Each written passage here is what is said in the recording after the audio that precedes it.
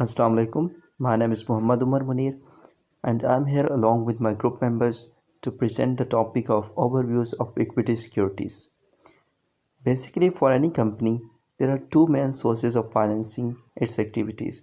The first one is debt financing, and the second one is equity financing. Debt financing is another topic, but in this particular lecture, we will focus on equity financing. So first of all, we need to understand what is an equity investment or what is an equity. So when a company finances its activities by issuing the shares of the company, it is referred to as equity financing. Or when an investor purchases the shares of the company, it is referred to as investment in equity. And there are two types of shares that an investor can purchase. The first one is common share and the other one is preferred shares. Common shares and preferred shares differ in certain characteristics. The first one is that common shareholders have residual claim. What does it mean by the residual claim? It means that the company will firstly pay its liabilities, then it will pay dividend to the preferred shareholders, and then afterward the company will pay to the common shareholders. And it is not obligatory for the company to pay dividend to the common shareholders. It's the will of the company whether they want to pay dividend to the common shareholders or not. If the company decide that they don't want to pay dividend to the common shareholders, then the common shareholders has no right to sue the company to the court. One of the key features for the common shareholder is that they have the ability to vote for the board of directors or merger decisions and selection of auditors. And if a shareholder is unable to attend the meeting, he will call upon his friend or any other shareholder in the company and say that, hey, I have some other commitments, I'm not gonna come today in the annual meeting, and I give you my right and you will be voting on my behalf. So this is called voting by proxy. That was all from my side. Now I would like to call Mr. Imtinan to proceed further. Assalamu alaikum. My name is Imtinan and I am here to explain the topics of preferred shares, their important terms, and the voting rights. So I will start from the preferred shares, basically what they are, their features, and how they differ from common stock. So starting from preferred shares, they basically have both features of common stock and debt. Like common stocks, the dividends are not a contractual obligations. Like they will not paid on a fixed date. They will be paid you on like the date they want. So preferred share dividends are not a contractual obligations. So if we resemble it with the debts, preferred shares make fixed periodic payments to investors. So and they do not usually have the voting rights. On the other hand, common stock has the voting rights. So they will make a fixed payments, like a fixed amount payment. So and the like common stocks, they do not on a contractual obligation, like they pay you the money but not on the fixed date. So if we see another type, they have the point that they giving the firm the right to repurchase the shares at a pre-specified call price. So that means that the company will repurchase that shares from the shareholders on their recalling price. So I will move to the next topic, that is important terms. So the first important term is cumulative preference shares. Like if the company is not in a profit, they will pay the shareholders their dividend. It is called cumulative preference shares. On the other hand, non-cumulative preference share is that if the company is not having profit, they will not pay the shareholder. That's the main topic. So I will move to the next term, that is the participating preference shares.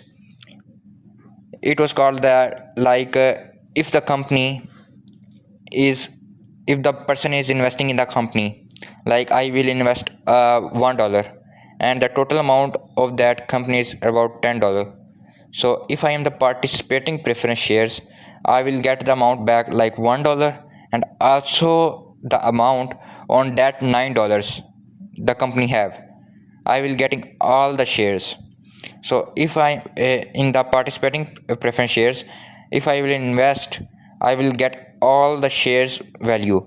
And on the other hand, there is non-participating preference shares. If I will invest $1, I will get $1. I am not participating in all the functions. So that's all. And next topic is convertible preference shares. So if the company needed money, or it was bankrupted, they need money, they will just sell their shares to get the equity and pay off their liabilities.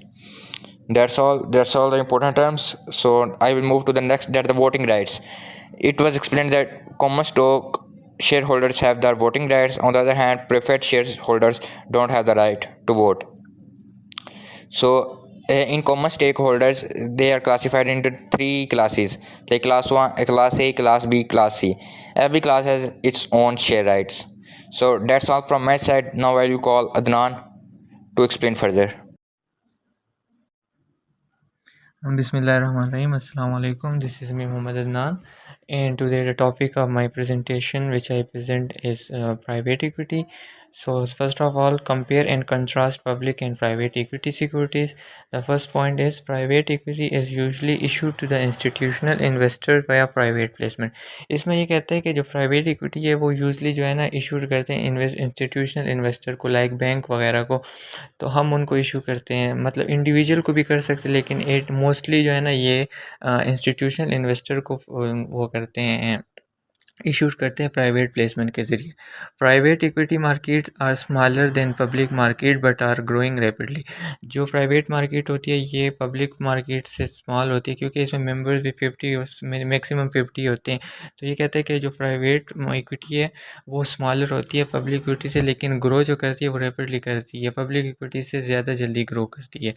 So the next slide is characteristics of private equity. First one is less liquidity. जो private equity की जो होता है वो less liquidity होते हैं, क्योंकि ये जो है ना कन्वर्ट इनटू कैश इजीली नहीं होता। पब्लिक जो होता है वो कन्वर्ट इनटू कैश इजीली होता है, इसको जो है ना कन्वर्ट करना मुश्किल होता है, क्योंकि आपको ऐसा इन्वेस्टर ढूंढना पड़ता है जो कि आपके सारे शेयर ख़रीद लें। Second point is share price is negotiated not determined by market. जो इसकी प्राइस होती है, शेयर की जो प्राइस होती है, ये जो इन्वेस्टर्स होते हैं ना, जो इक्विटी मार्केट प्राइवेट इक्विटी के इन्वेस्टर्स जो होते हैं, लाइक एक कंपनी है उसमें 5 इन्वेस्टर है, तो जो इन्वेस्टर है और वो कंपनी है वो मिल के जो है ना वो प्राइस डिसाइड करती है, ना कि मार्केट डिसाइड करती है। Limited financial disclosure required. इसमें फाइनेंशियल रिपोर्ट्स वगैरह जो होती है वो लिमिटेड रिक्वायर्ड होती है, ज़्यादा नहीं रिक्वायर्ड होती, क्योंकि उसमें जब ये पब्लिक में ज़्यादा रिक्वायर्ड होती है, क्योंकि हमें वो जो है ना पब्लिक को दिखाना पड़ता है, तभी वो हमें जो है ना शेयर्स ख़रीदेंगे, अगर उनको सारा कुछ पता होगा। लोअर रिपोर्टिंग कॉस्ट होती है, क्योंकि फाइनेंशियल डिस्क्लोजर कम रिक्वायर्ड होते हैं, इस वजह से लोअर रिपोर्टिंग कॉस्ट होती है। वीकर कॉर्पोरेट गवर्नेंस होता है। No public pressure so they focus on long term prospects.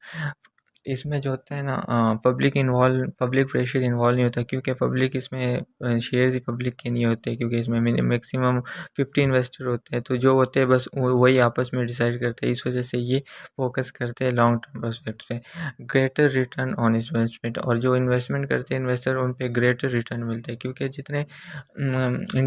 जितने इन्वेस्टर कम होंगे उतना ही फ़ायदा है, रिटर्न ज़्यादा मिलेगा, और ये रैपिडली ग्रो करता है, जिस वजह से greater return on investment. Now I would like to invite Mohammad Usman to proceed with further presentation. Thank you.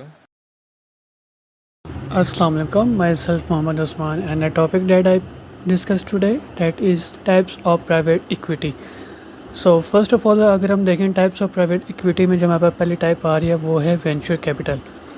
Venture capital एक ऐसी फर्म होती है जो एक बिल्कुल न्यू स्टार्टअप को इन्वेस्टमेंट देती है, उसको हेल्प आउट करती है। लाइक आपके पास कोई नया आइडिया है और आप उससे अपना बिज़नेस स्टार्ट करना चाहते हैं, तो वेंचर कैपिटल आपको इन्वेस्टमेंट देगी, आपको हेल्प आउट करेगी। मतलब लाइक कोई भी ऐसा बिज़नेस जो ग्रोइंग स्टेज पे है, डेवलपमेंट फेज पे है इस टाइम, उसको वेंचर कैपिटल इन्वेस्टमेंट करेगा, उसको हेल्प आउट करेगा। सेकंड अगर हम देखें तो हमारे पास आ जाती है लिवरेज बाय आउट और मैनेजमेंट बाय आउट।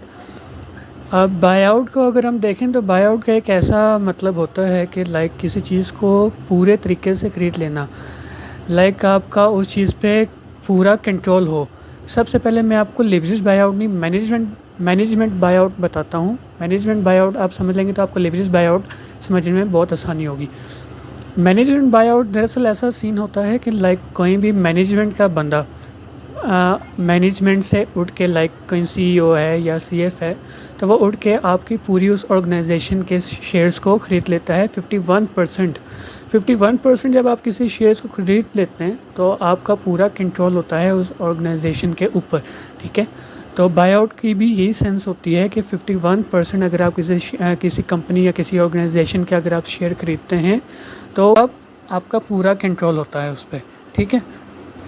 इसकी एग्जांपल मैं आपको ऐसे देता हूँ कि लाइक अगर आप एक शोरूम के मालिक, आप एक शोरूम में काम करते हैं, मैनेजमेंट में काम करते हैं, एक ऐसा शोरूम का जो ऑनर है उसका इंटरेस्ट नहीं रहा उस शोरूम को चलाने का, वो अपना वो सारा बिज़नेस, वो शोरूम वो अपना सेल करना चाहता है, ठीक है। तो मैनेजमेंट का ही कोई बंदा जो मैनेजमेंट वहाँ पे काम करता होगा वो वहाँ से उठ के आएगा और वो सारे शेयर्स बाय कर लेगा, वो पूरी ऑर्गेनाइजेशन को अपने कंट्रोल में ले लेगा। इसको कहते हैं मैनेजमेंट बाय आउट। अब लिवरेज बाय आउट को अगर देखा जाए तो लिवरेज बाय आउट क्या चीज़ है?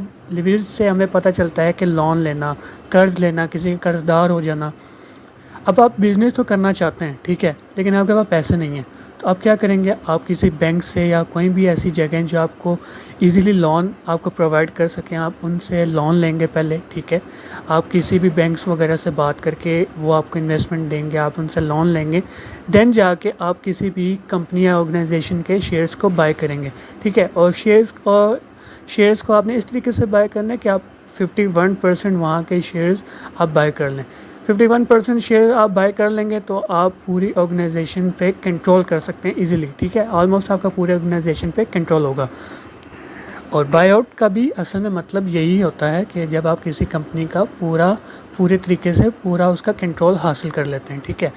उसके बाद हमारे पास जो लास्ट टाइप है टाइप्स ऑफ प्राइवेट इक्विटी की, उसमें वो आती है पाइप। मोस्टली लोग इसको पाइप कहते हैं, इसको PIPE भी आप प्रोनाउंस कर सकते हैं, लेकिन अब PIPE क्या चीज़ है? Private investment in public equity. इसको इस तरीके से कह सकते हैं कि कोई भी पब्लिकली रजिस्टर्ड कंपनी जो है वो किसी भी प्राइवेट इन्वेस्टर्स के पास जाती है और उन्हें कहती है कि आप हमारे से हमारे शेयर्स बाय कर लें, ठीक है। लाइक कोई भी पब्लिकली रजिस्टर्ड कंपनी है वो 7 से 8 प्राइवेट इन्वेस्टर्स के पास जाती है, उन्हें अपने शेयर्स ऑफ़र करती है और वो अगर उनसे अपने आपके शेयर्स बाय कर लेते हैं तो इसको हम कहेंगे PIPE, मतलब private investment in public equity. तो ये हमारे पास टाइप्स ऑफ प्राइवेट इक्विटी की, ठीक है। बहुत इजी थी, आई होप सो आप सबको समझ आ गई होगी। ये 4 टाइप्स जो मैंने आपको बताई थी। फर्स्ट ऑफ ऑल थी हमारे पास वेंचर कैपिटल, देन हमारे पास leverage buy out, management buy out and last में थी हमारे पास pipe.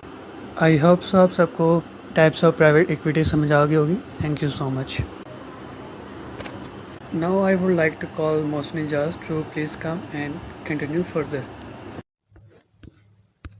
Thanks to Muhammad Usman and my other group members. My name is Mohsin Ijaz and my topic of presentation is foreign equity. अभी तक हमने जितने भी equity market से related बात की उसमें हम लोग रिस्ट्रिक्टेड थे with in geographical boundaries of the country. अब हम लोग इक्विटी मार्केट के कंसेप्ट को थोड़ा बड़ा करते हैं और फॉरेन इक्विटी को डिस्कस करते हैं। फॉरेन इक्विटी क्या होता है कि जब एक इन्वेस्टर अपने मुल्क के बजाय किसी भी दूसरे मुल्क की कंपनी की शेयर्स को परचेज़ करता है उसको हम लोग कहेंगे फॉरेन इक्विटी। अब जैसे एक पाकिस्तानी इन्वेस्टर है वो जाके किसी भी इंडियन कंपनी की या USA की कंपनी की शेयर्स परचेज़ करता है तो उसको हम लोग कहेंगे कि उसने फॉरेन इक्विटी में इन्वेस्ट किया है।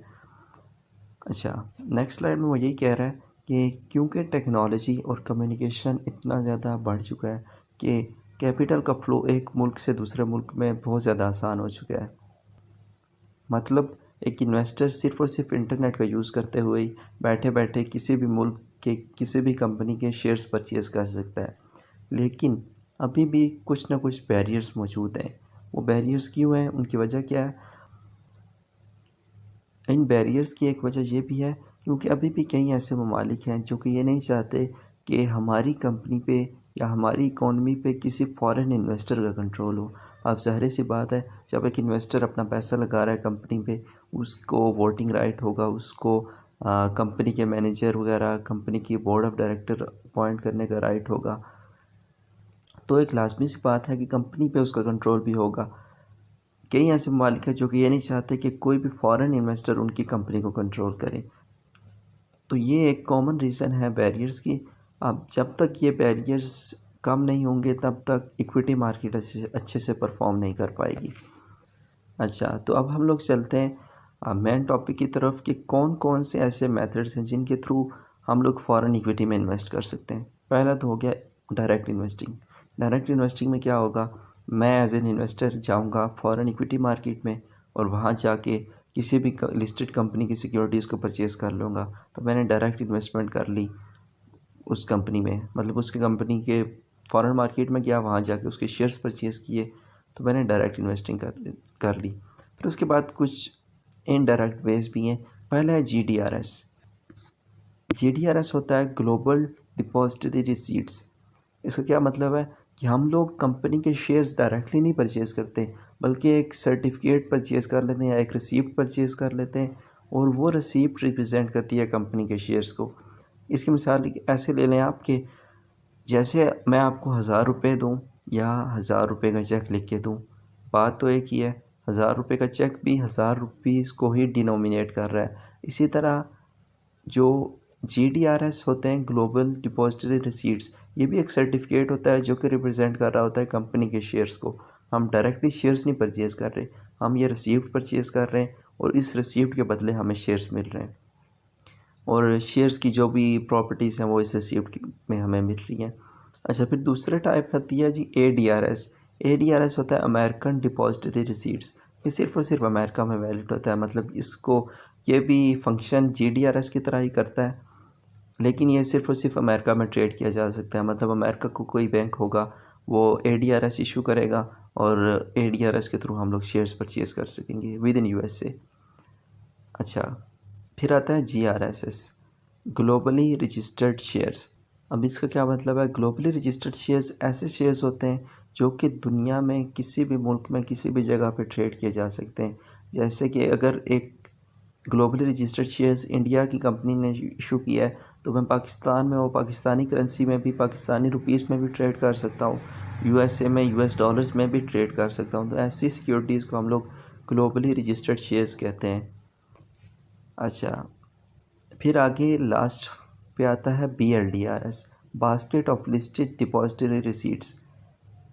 इसमें ग्रुप ऑफ डिपॉजिटरी रिसीट्स को हम as a single financial instrument की तरह ट्रीट करते हैं। जैसे कि म्यूचुअल फंड्स में होता है, बहुत ज़्यादा हमारे पास सिक्योरिटीज़ होती हैं, पूल ऑफ सिक्योरिटीज़ होता है, और हम उनको as a single security mutual fund में डील कर रहे होते हैं। इसी तरह BLDRS में भी बहुत ज़्यादा रिसीप्ट्स होती हैं, जिस तरह मैंने ऊपर बताई हैं। GDRS हो सकती है, ADRS हो सकती है, GRSS हो सकती है। इसके अलावा भी और भी कई तरह की रिसीप्ट्स होती हैं, और उन सब रिसीप्ट्स को हम as a single financial instrument जब हम लोग ट्रीट करते हैं एज अ बास्केट ऑफ, उसको हम लोग कहते हैं बास्केट ऑफ लिस्टेड, उसको हम लोग कहते हैं basket of listed depository receipts. Hopefully आपको हमारा लेक्चर पसंद आया होगा। Thanks for your time. If you have any query, you can ask. Thank you.